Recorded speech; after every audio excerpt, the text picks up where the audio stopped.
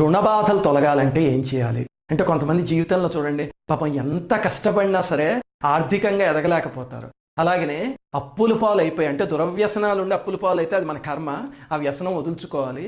అలా కాకుండా దురదృష్టవశాత్తు అప్పుల పాలు అయిపోయి చాలా హింసను అనుభవిస్తూ ఉంటే అప్పుడు గురుచరిత్రలో 18వ అధ్యాయాన్ని పారాయణ చేశారంటే అద్భుతమైన ఫలితం కనిపిస్తుంది. ఆ అధ్యాయాన్ని పారాయణ చేశాక మరి 108 సార్లు అనుసంధానించాల్సిన మంత్రం ఏమిటి అంటే అది ఇప్పుడు చెప్తా. నృసింహవాటికా స్తోయం ప్రదదౌ శాకభుంనిధిం దరిద్ర బ్రాహ్మణాయాసౌ శ్రీదత్త శరణం మమ.